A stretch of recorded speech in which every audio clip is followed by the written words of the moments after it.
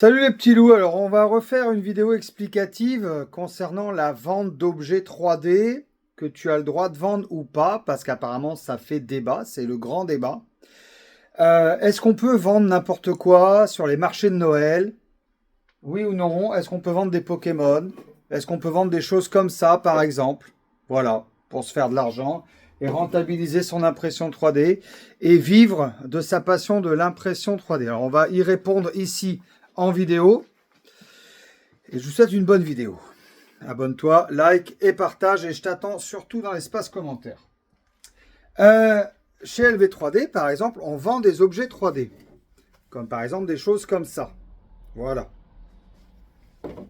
Ou des choses comme ça. Enfin, il y a plein de choses à vendre. Ou des choses comme ça, tu vois, on s'en cache pas, il y a carrément le prix dessus. Pourquoi on vend ces choses chez LV3D? Parce qu'on a acheté les fichiers.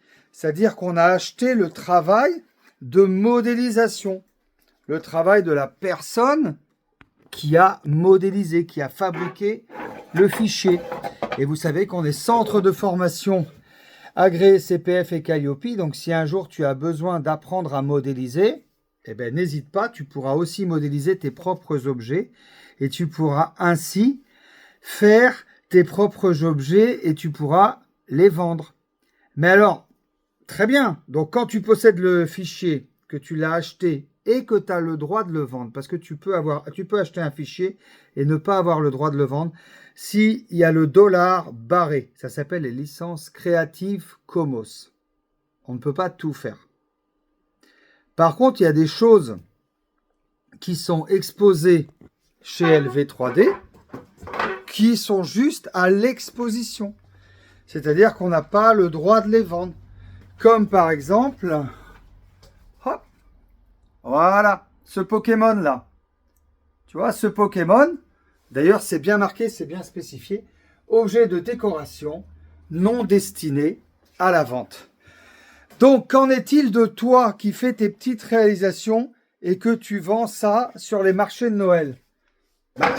Je pense que si tu as acheté en ton âme et conscience des fichiers et que le dollar n'était pas barré, ben je pense pas, j'en suis certain. Tu peux les vendre, voilà. Et je rappelle à titre personnel que je suis issu d'une famille de gendarmes et que, vous inquiétez pas, les lois, on les connaît et on les respecte. Aujourd'hui, il y a 3 magasins LV3D pour les gens qui m'attaquent. Hein. LV3D Saint-Quentin, LV3D Brive-la-Gaillarde et LV3D Angoulême. Et j'ai jamais fait des choses dans l'illégalité. Voilà pour cette petite vidéo de remise en place. Donc, marque-moi dans les commentaires si toi, tu as acheté des fichiers pour faire les marchés de Noël, par exemple, et que tu les as vendus. Mais si le dollar n'était pas barré, tu risques absolument rien. Tu es dans le cadre de la loi. Et c'est bien normal qu'il y ait une loi qui encadre l'impression 3D.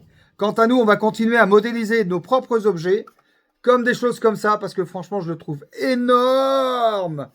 Mais de manière générale, on modélise des choses un peu plus moins fun. C'est plutôt, tu sais, quand on fait de l'impression 3D à la demande, quand on nous amène une pièce cassée, on reprend les cotes, on la modélise, on la refait. Et là, bien évidemment, qu'on peut vendre le fichier. J'espère vous avoir bien expliqué et avoir été le plus clair possible. Prenez bien soin de vous. Ciao, ciao. Abonne-toi, like, partage, commente. Allez, tchuss.